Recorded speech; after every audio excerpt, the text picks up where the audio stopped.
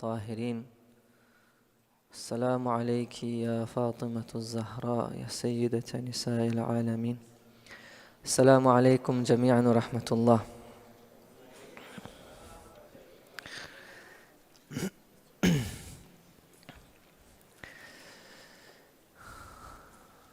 Nous étions en train de parler du tawhid et comment apporter ce tawhid dans la vie de tous les jours.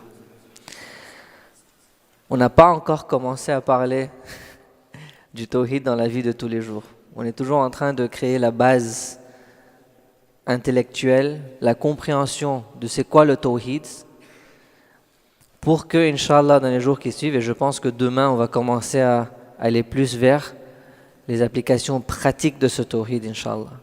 Mais jusqu'à présent, je pense que c'est le 5e dars dans ce thème.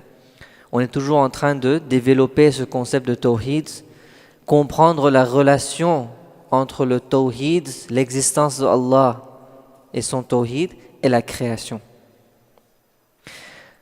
C'est très important de pouvoir comprendre tout ça correctement. Et Inch'Allah, si on le comprend bien, on va voir les résultats dans les nuits qui suivent, Inch'Allah, d'un côté pratique. On a parlé de la beauté divine. On a dit que Allah a créé un système parfait qui fonctionne parfaitement, pas comme ce truc qui ne marche pas quand je veux qu'il marche. Okay. Allah a créé un univers parfait, sans faute, cohérente, tout fonctionne parfaitement, tellement bien que si quelqu'un veut voir la création d'une façon indépendante, il pourra peut-être se dire que peut-être que ça marche sans qu'il y ait besoin de l'aide, sans qu'il y ait besoin de Allah subhanahu wa ta'ala. Mais Allah nous dit dans le Coran que non, la création ne peut pas exister sans Allah. Allahu khaliqu kulli shay. Lillahi mulku samawati wal ard. Ça l'appartient. Et il est Rabb. Il est Rabb, ça veut dire c'est lui qui maintient, c'est lui qui nourrit, c'est lui qui garde cette existence, cette création en existence. Et on a parlé de ces deux versets du Coran. Allah nous dit regardez la création et regarde encore une fois et regarde encore une fois et encore une fois. Vous n'allez pas trouver d'erreur. C'est parfait, c'est très beau. Vous avez reconnu cette image? C'est où? C'est à La Réunion. C'est la plaine des Palmiers. C'est le biberon. C'est quoi? La cascade du biberon, c'est ça? Ouais. C'est très beau, il faut y aller. Mais ça, Allah nous a dit, regardez la création, c'est très beau, vous allez voir aucune faute. Hier, on a parlé de l'être humain. L'être humain, c'est la meilleure des créations d'Allah. Alors imaginez si on analyse un peu, c'est quoi cet être humain?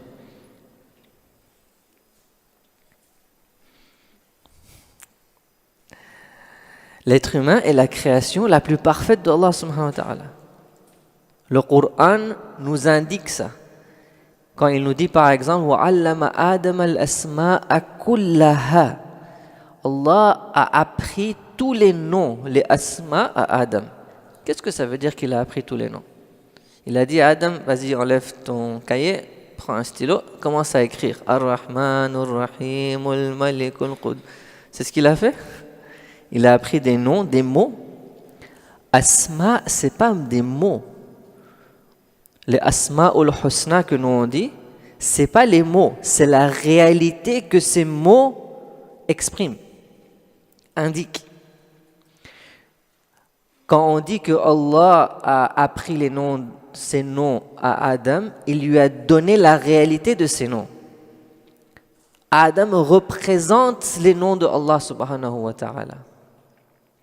Et c'est pour ça que les malaïkas, il n'a pas dit à Adam, tu apprends aux malaïkas les noms. Il dit nabbi'hum, informe-les.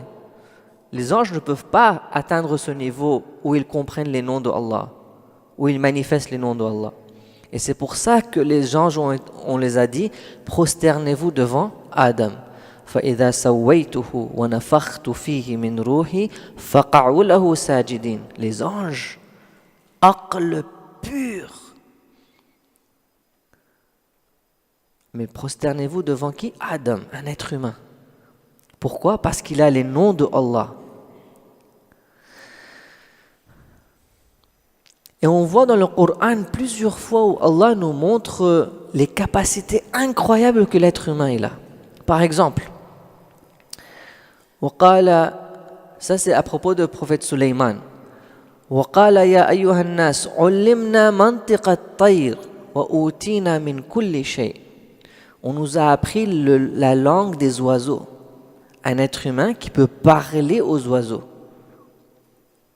On ne parle pas du gars qui va faire des documentaires et fait puis il va voir. Non, c'est vraiment une communication avec les oiseaux. Le prophète a cette capacité de communiquer avec les oiseaux.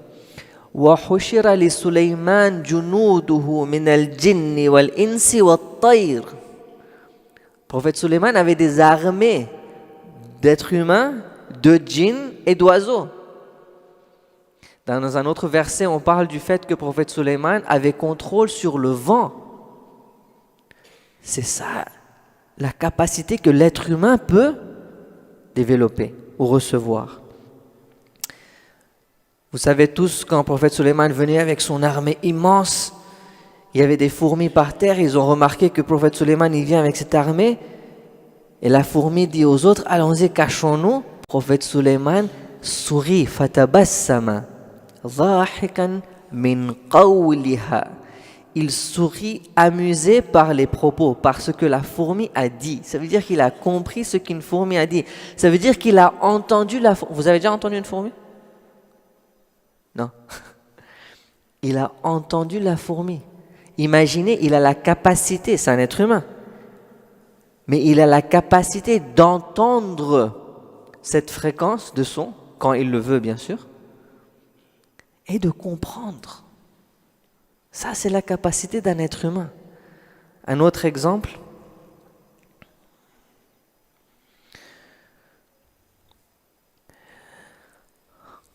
Quand le prophète Sulayman est sur son trône, vous connaissez tous l'histoire, il y a la reine qui est mouchrik, et le prophète Sulayman, il dit au Hudhud, va lui dire de se soumettre, et elle refuse, et elle décide de venir avec une armée. Et le prophète Sulayman lui dit quoi?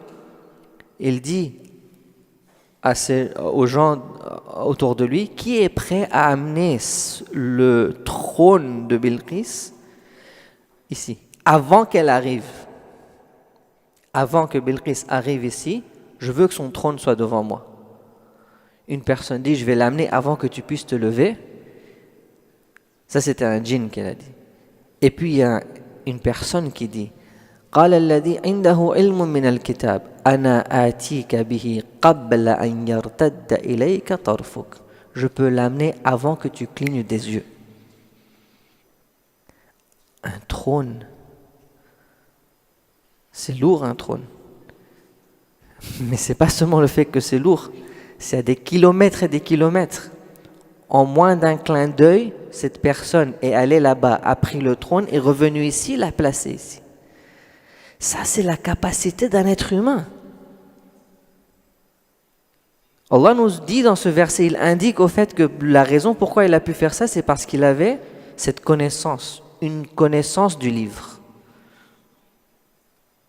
Je ne veux pas aller dans les détails, je veux juste vous montrer la capacité d'un être humain. L'être humain a des pouvoirs incroyables. Tellement incroyables, il a des pouvoirs divins. Anni akhluqu lakum min at-tin. Le prophète Isa, il dit, je crée, moi. Anni akhluqu lakum min at-tin ka hay'ati at-tahar fa anfukhu. Je vais souffler dans cet oiseau et ça va venir en vie. Bien sûr, bi'idhnillah. Et si on veut arriver à ça, le tawhid dans tout ça. On veut comprendre la relation du tawhid avec sa création. N'oublions pas que Allah n'a pas seulement créé le ciel et la terre et l'univers. L'être humain, avec ses capacités, fait partie de la création d'Allah. C'est quoi cet être humain? C'est un être qui a des capacités incroyables, divines. Il peut créer, il peut souffler et donner vie à quelque chose.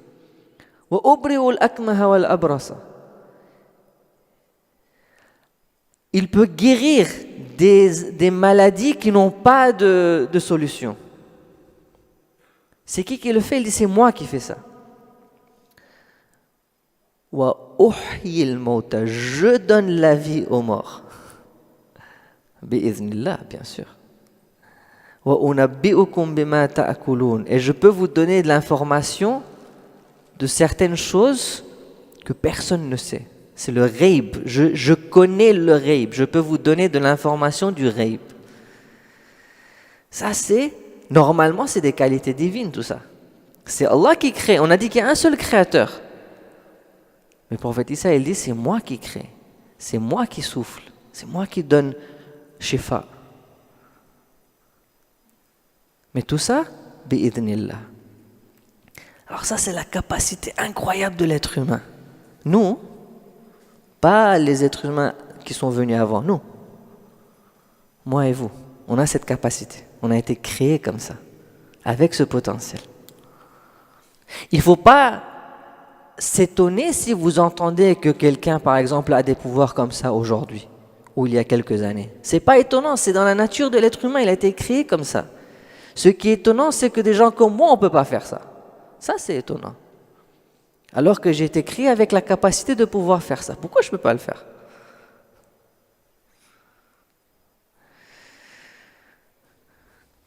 Alors, quand on voit tout ça, l'être humain, normalement, a une tendance d'aller vers le shirk. Pourquoi?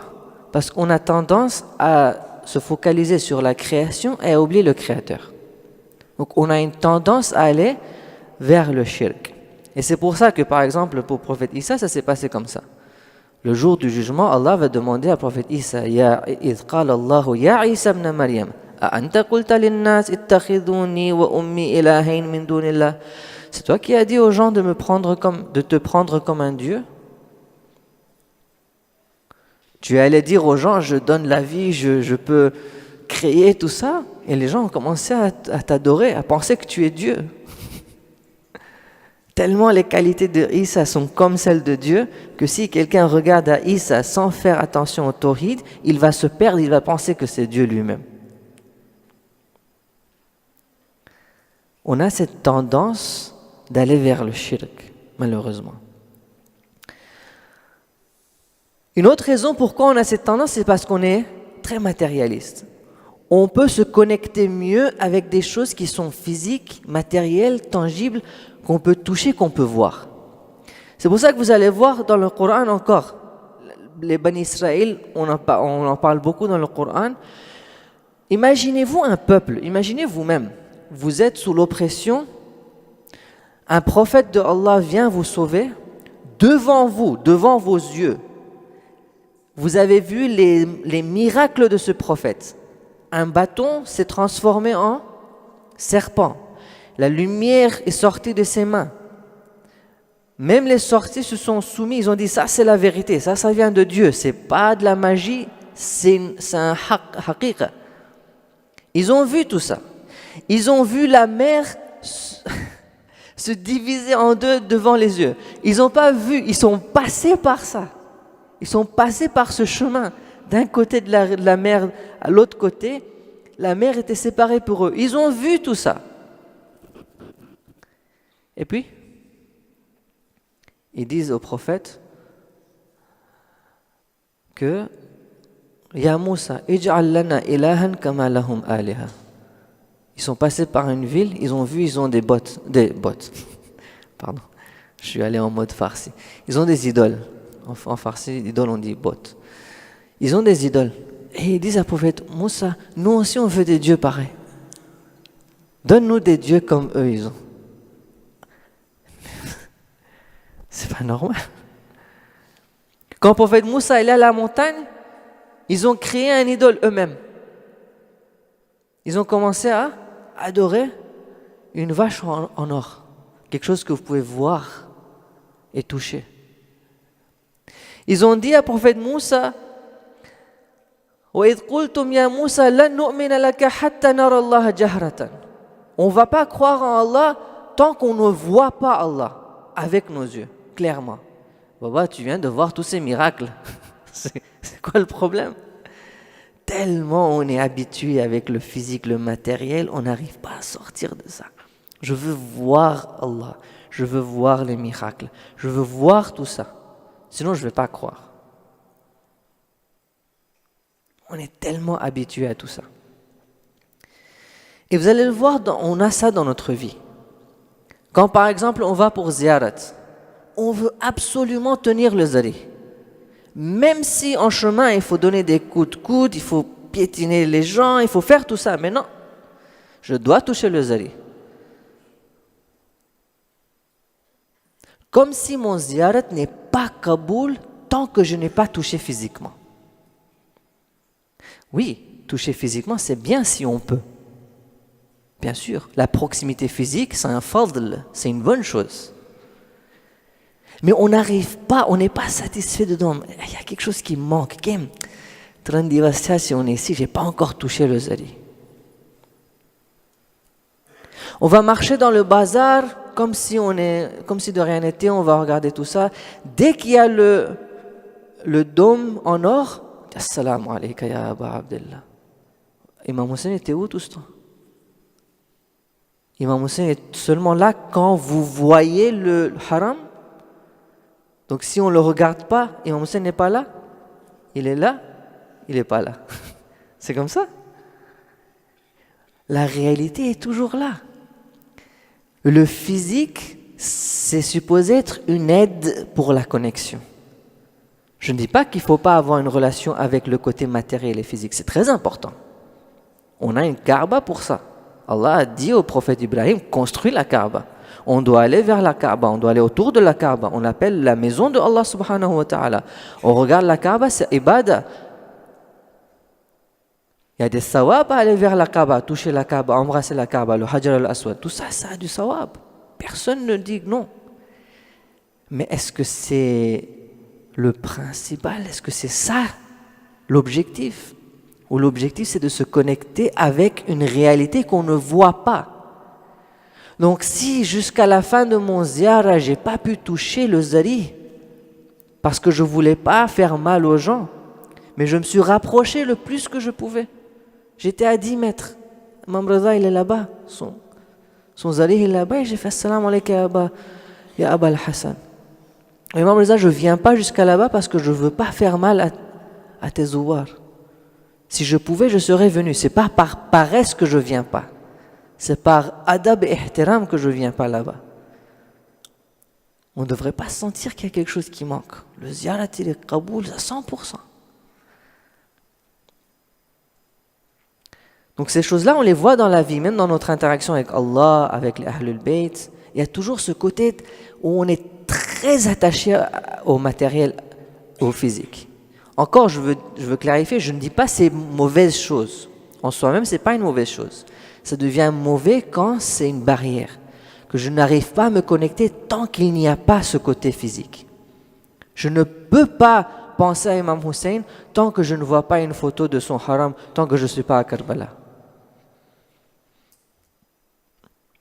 Donc, petit à petit, il faut qu'on commence à réaliser que ces réalités sont spirituelles. La connexion réelle, c'est une connexion spirituelle, c'est une connexion du cœur, c'est une connexion qui vient avec un rapprochement existentiel et non touché physiquement.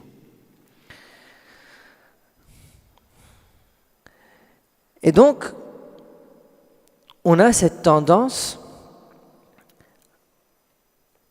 à faire shirk, mais il faut faire attention. Le shirk, c'est pas d'attribuer les qualités et les rôles de Allah à la création. Attention. Attention.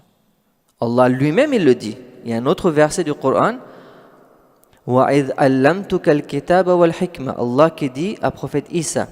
وَإِذْ تَخْلُقُ مِنَ الطِّينِ. Tu crées, c'est toi qui crées. Allah qui est en train de dire à prophète Isa, c'est toi qui crées. C'est toi qui souffles dans l'oiseau. وَتَنْفُخُ فِيهَا فَتَكُونَ طَيْرًا بِإِذْنِي. C'est avec ma permission. Rappelez-vous le libre arbitre. C'est ma permission, mais c'est toi qui le fais. Donc, ne pensez pas que Tawhid, ça veut dire je dois penser que la création n'a aucune qualité divine, aucun rôle divin. Non, il n'y a pas de problème à dire que Isa était Khaliq. Mais la différence entre le Khalq de Isa et de Allah, c'est que quand le prophète Isa il crée, c'est bi'idhnillah. Allah, il n'a pas besoin de permission. Le prophète Isa, c'est avec permission.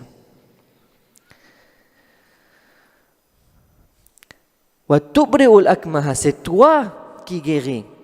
C'est toi, c'est toi qui donne la vie aux morts. Donc c'est toi, Isa, qui fait tout ça. Avec ma permission, mais c'est toi qui le fais. Donc le shirk, c'est pas de nier les qualités et les rôles de Allah, des créations. C'est de comprendre que cette création, cet être humain, quand il a cette qualité, quand il a ce rôle, c'est avec la permission de Allah et qu'il est dépendant de Allah dans ce rôle. Il n'y a pas d'indépendance. Je ne vais pas chez le prophète Isa pour lui dire « Donne-moi Shifa ».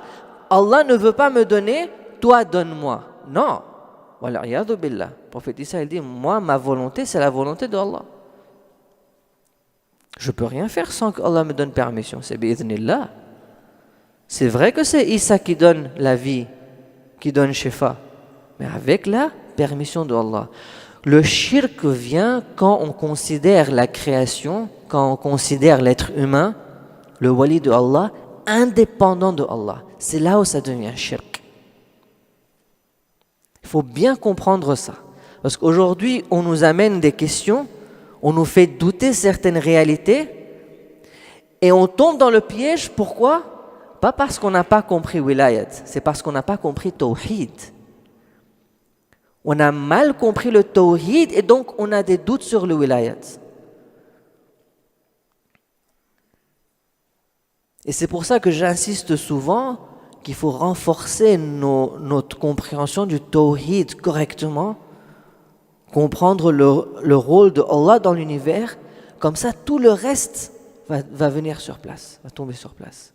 Comme on l'a dit au début, le premier dars. La raison pourquoi on a choisi Tawhid, c'est parce que tout le reste de la religion est lié au Tawhid. Si le Tawhid est bien compris, le reste sera bien compris, Inch'Allah. Donc on voit dans le Coran et même dans le sira du prophète et d'Ahlul Bayt que Allah et les awliya ont pris certaines mesures pour que les gens ne tombent pas dans le piège du shirk. Parce qu'on est tellement susceptible, c'est ça? Susceptible? On est tellement susceptible à aller vers le shirk parce qu'on est tellement matérialiste, parce que parfois on oublie Allah subhanahu wa ta'ala, on se focalise sur la création, que la façon dont Allah présente ces réalités dans le Coran, la façon dont le prophète et les Ahlul Bayt nous parlent à propos de ces réalités, c'est avec beaucoup d'attention. C'est pour ça que vous allez voir souvent les mu'jizat et les karamat du prophète ne sont pas mentionnés tellement explicitement dans le Coran. Allah se concentre plus sur le côté akhlaq du prophète. Alors que le prophète Muhammad sallallahu alayhi wa alayhi, c'est le plus grand des prophètes. Allahumma salli ala Muhammad wa ala Muhammad. C'est le plus supérieur des prophètes. Mais dans le Coran, Allah se concentre plus sur son message et sur son akhlaq et tout ça. Donc il y a des mesures qui ont été prises pour qu'on ne tombe pas dans le shirk. Et je vais vous en montrer quelques-unes. La première, c'est que dans le Coran, Allah insiste toujours à nous montrer que les prophètes de Allah, les awliya de Allah, ce sont des abd de Allah, des serviteurs de Allah, des esclaves de Allah. Ils appartiennent à Allah. Ils font ce que Allah veut. Un abd, c'est qui? Un esclave, c'est quelqu'un qui fait exactement ce que le maître il a dit de faire. Wadhkur ibadana. Allez chercher le mot ibad dans le Coran. Vous allez voir tellement de fois Allah parle de ça. Ibad. Les prophètes, ils sont ibad Allah. Ashhadu anna Muhammadan abduhu wa rasuluhu. C'est le abd de Allah. Et puis c'est le prophète de Allah. Cette insistance sur le fait que les prophètes, les awliya sont des abd. Vous voyez quelque chose de super, d'incroyable dans leur vie, rappelez-vous, c'est bi'idhnillah. N'allez pas les adorer comme les autres ils ont fait avec le prophète Isa. Il y a un dua très très beau et très recommandé par les ulama, surtout les ulama spirituels, le dua de Rajab, dua Rajabiyya, on appelle ça en farsi. Dans ce dua, on demande à Allah, il y a cette phrase-là, où on décrit les Ahlul Bayt dans ce dua. Cette phrase, il dit « La farqa baynaka wa baynaha » Il n'y a pas de différence entre toi, ô Allah, et tes awliya, et les Ahlul Bayt. Il n'y a pas de différence. Astaghfirullah. Illa annahum ibaduka wa khalquk. La différence entre toi et les Ahlul Bayt, c'est que eux, ils sont tes esclaves et ta création. C'est ça la différence. Comme Adam, il a tous les noms de Allah. Prophète Isa, il crée, il donne la vie, mais il est abd. C'est ça la différence entre Isa et Allah. Allah, il crée indépendamment. Isa, il crée avec la permission d'Allah. La farqa baynaka wa bayna. Il n'y a pas de différence entre vous, sauf cette différence. Et c'est ça la grande différence, c'est ça qui change tout. Le fait que ça, c'est une création, et ça, c'est le créateur. Lui, il est dépendant, lui, il est indépendant. Okay. La deuxième chose, très très intéressante dans le Coran, vous allez voir ça plusieurs fois, où Allah nous dit que la création, par exemple, l'être humain n'a pas cette qualité. Par exemple, Allahu alladhi khalaqa as-samawati wal ard ma lakum min dunihi min waliyyin wala shafi'. À part Allah, vous n'avez pas de wali, vous n'avez pas de shafi'. Pas d'intercesseur à part Allah. Très clair. Pas de ta'aruf, il n'y a pas de shafi', il n'y a pas de wali. C'est que Allah subhanahu wa ta'ala. C'est qui ce Allah? C'est le khaliq, c'est le Rabb. À part lui, qui est le khaliq et le Rabb, vous n'avez pas de wali, vous n'avez pas de shafi'. Et puis, vous allez voir dans d'autres parts dans le Coran, Inna rabbakum alladhi khalaqa as-samawati wal ard fi sittati ayyam yudabbiru al-amr ma min shafi'in illa min ba'di idhni. Vous n'avez pas de shafi', mais il y a des shafi' avec sa permission. Mais Allah dit, mais est-ce que tu n'avais pas dit qu'il n'y a pas de shafi'? Je vous donne différentes perspectives. D'une perspective purement tawhid, non, il n'y a pas de shafi'. Il n'y a que moi, il n'y a que Allah. Il y a un khaliq, un Rabb, c'est tout.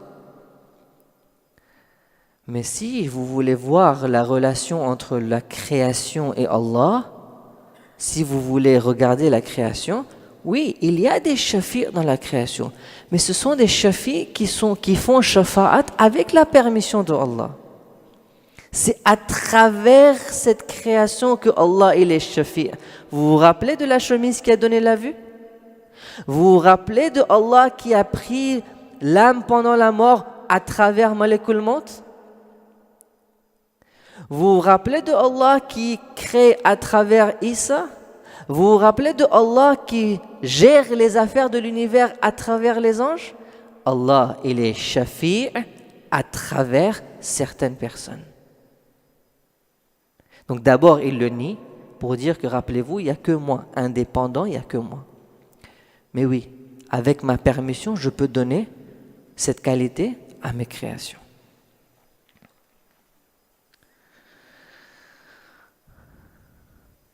وَمَا أَرْسَلْنَا مِنْ قَبْلِكَ مِنْ رَسُولٍ إِلَّا نُوحِي إِلَيْهِ أَنَّهُ لَا إِلَهَ إِلَّا أَنَا فَاعْبُدُونِي لَا يَسْبِقُونَهُ بِقَوْلٍ.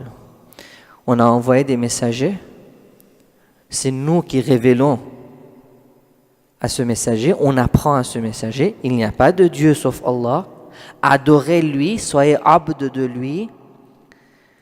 Et puis il dit, ces prophètes que Allah a envoyés, ils sont qui? Ce sont des gens qui ne font jamais autre chose, ils suivent seulement le commandement de Allah subhanahu wa ta'ala. La yasbiqunahu bil qawl. Ils vont toujours faire ce que Allah veut de lui.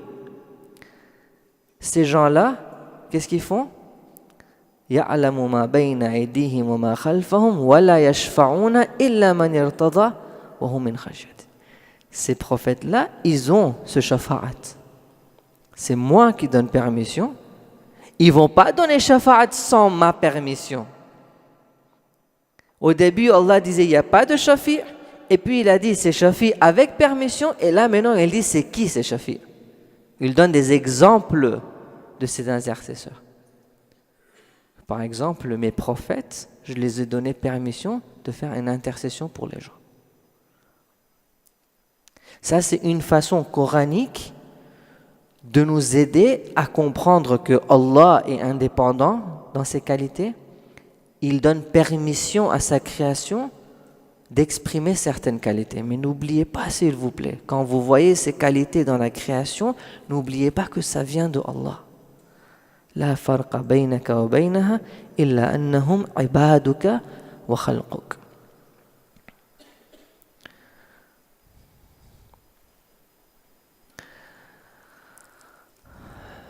Ça, c'est un très beau hadith.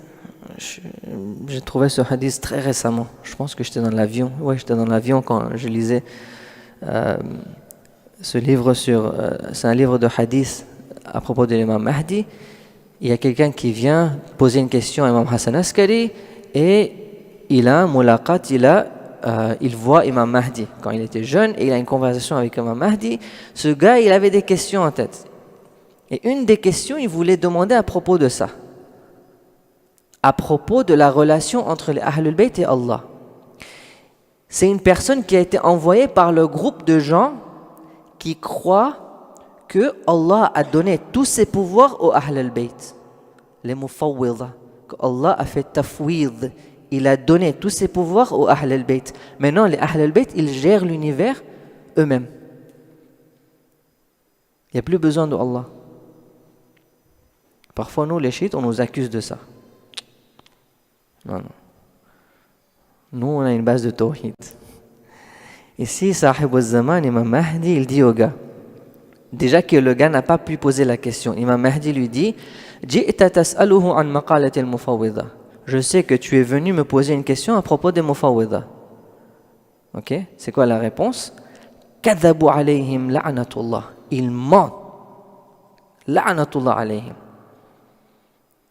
N'allez pas vers l'extrême. Ne pensez pas que parce que les Ahlul Bayt, ils ont des pouvoirs, que maintenant, ils sont indépendants d'Allah. Non. Il fait la'an sur des gens qui pensent comme ça. Parce que c'est contre le tawhid. Bal qulubuna aw'iyatun li mashiyatillah fa idha sha'a shi'na. Nos cœurs sont des comment on dit vessels. Comment on dit vessels? Des réceptacles, j'aime pas le mot parce que je sais pas. Nos cœurs sont des réceptacles de la ma'arifat, de la volonté de Allah. Ça veut dire quoi? Si lui veut, nous on veut. Si lui il veut quelque chose, c'est là où on voudra. Donc quand on dit que les Ahlul Bayt, ils ont ce pouvoir, ne pensez pas que c'est un pouvoir qui leur a été donné, maintenant ils sont indépendants. Non, c'est à travers les Ahlul Bayt que Allah fait tout ça. Le pouvoir des Ahlul Bayt, c'est un pouvoir qui a été donné par Allah et il est exercé par la permission de Allah quand Allah le veut.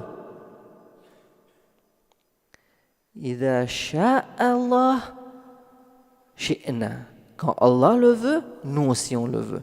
Et là, maintenant, vous allez peut-être penser au hadith que Allah se fâche quand Bibi Fatima se fâche. Pourquoi? Parce que la colère de Bibi Fatima, elle exprime la volonté de Allah. Donc si vous voyez Fatima en colère, sachez que Allah aussi est en colère. Parce qu'ils sont totalement alignés avec le tawhid. Ils sont des abd de Allah, totalement soumis à Allah. Tout ce que Allah veut, ils le font. Vous voulez savoir ce que Allah veut? Regardez leur vie, vous saurez ce que Allah veut. D'accord? Donc ça, c'est vraiment la différence entre le shirk et le tawhid. Un autre hadith très très beau. عن جابر بن عبد الله قال لما رجع رسول الله صلى الله عليه وآله من خيبر. Jabir ibn Abdullah dit que quand le prophète est revenu de Khaybar, il a dit ça à Imam Ali alayhi salam. Ya Ali, lawla ma akhafu an taqula an-nas fika ma qalu fi Isa ibn Maryam. Si j'avais pas peur que les gens disent à propos de toi ce que les autres ils ont dit à propos de Isa, la qultu al-yawma fika maqalan, j'aurais dit certaines choses à propos de toi. La tamurru ala mala'in illa akhadhu turaba rajlayk, et j'ai arrêté le hadith là et ça continue. Les gens, chaque fois qu'ils seraient passés à côté de toi, ils auront pris le sable sous tes pieds pour le baraka.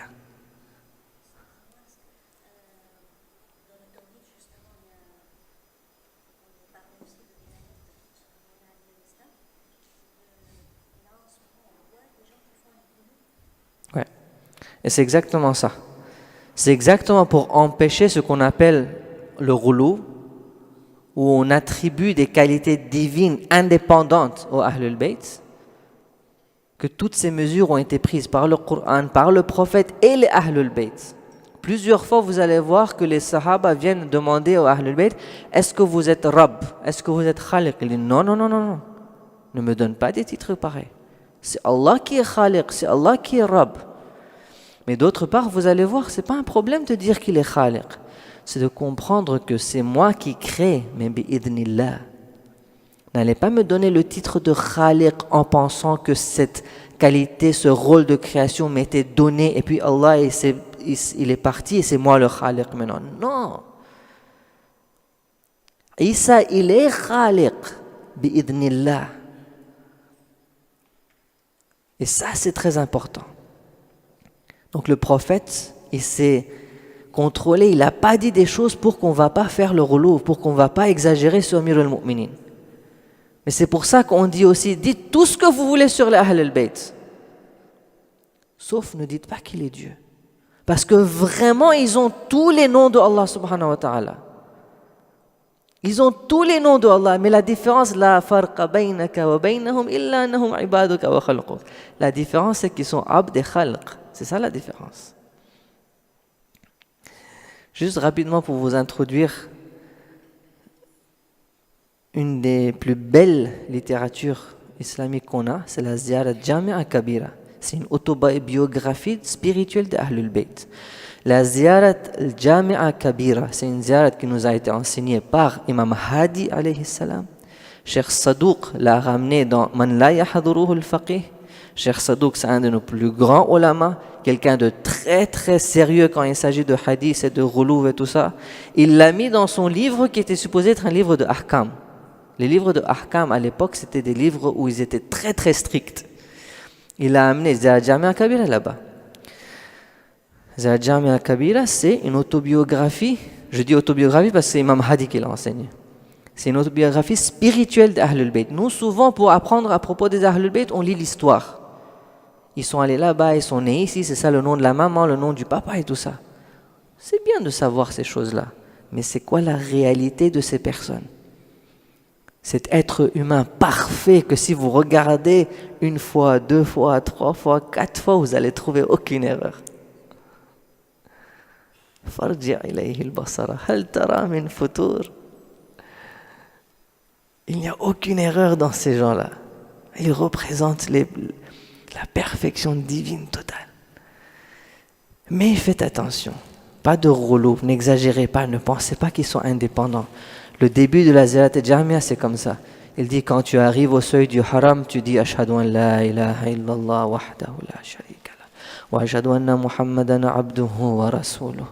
Et puis tu avances. Quand tu avances, tu dis Allahu Akbar, Allahu Akbar, Allahu Akbar, Allah. 30 fois. Et puis tu avances encore, tu t'arrêtes, tu dis Allahu Akbar, Allah. 30 fois. Et puis tu vas vers la tombe, encore tu dis 40 fois Allahu Akbar, Allah. N'oublie pas, c'est Allah. N'oublie pas ton tawhid, Allahu Akbar.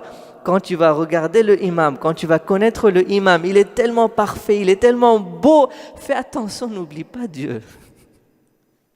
Fais attention, n'oublie pas Allah subhanahu wa ta'ala, ne fais pas shirk. Donc prépare-toi, reste dans le tawhid.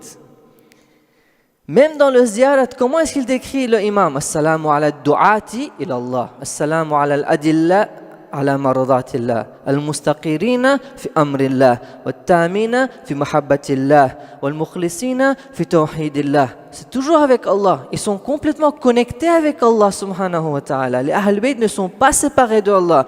Nous avons séparé les Ahl Bayt de Allah. Sinon, les Ahl Bayt sont toujours avec Allah subhanahu wa ta'ala. Je suis allé en mode Mimbar Majlis là, totalement. Je m'excuse, mais c'est une opportunité dans les 2 semaines de parler d'Ahl Bayt. Ils sont complètement avec Allah subhanahu wa ta'ala. Vous regardez Amir al-Mu'minin, si vous regardez correctement, vous allez trouver Allah. Certaines personnes, ils regardent les montagnes, ils font la science, ils se perdent. Ils oublient Allah. Certaines personnes vont voir Amir al-Mu'minin, ils vont oublier Allah. La faute, c'est pas celle d'Amir al-Mu'minin, c'est notre faute qu'on ne voit pas Allah dans sa vie.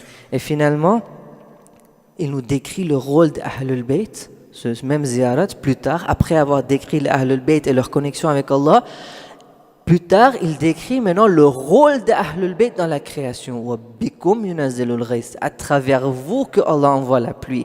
C'est à travers vous que le ciel ne tombe pas. C'est à travers vous que cette création existe. C'est à travers vous qu'il dissipe les angoisses et qu'il enlève les balas, etc., etc. Donc on résume, le tawhid, ça veut dire comprendre que Allah est indépendant, la création est dépendante. On comprend que les qualités divines, on n'a pas besoin de nier les qualités divines de Allah subhanahu wa ta'ala, des créations. On peut accepter, les créations peuvent créer. Elles ont toutes ces belles créations.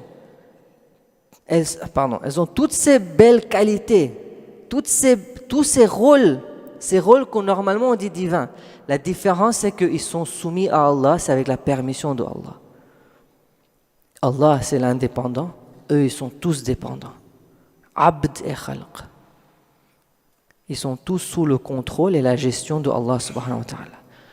Ils ne sont pas égaux à Allah. On ne les adore pas. On ne les considère pas comme égaux à Allah et indépendants de Allah subhanahu wa ta'ala. Réflexion pour demain. Qu'est-ce qu'on devrait faire pour rester dans le tawhid et bénéficier de ce tawhid pratiquement? Pratiquement, qu'est-ce qu'on devrait faire maintenant? Maintenant qu'on a compris tout ça, on a compris Allah, on a compris le tawhid, la relation entre la création et Allah, la relation entre l'être humain et Allah, les capacités de l'être humain. Maintenant qu'on a compris tout ça, comment est-ce que ça va s'exprimer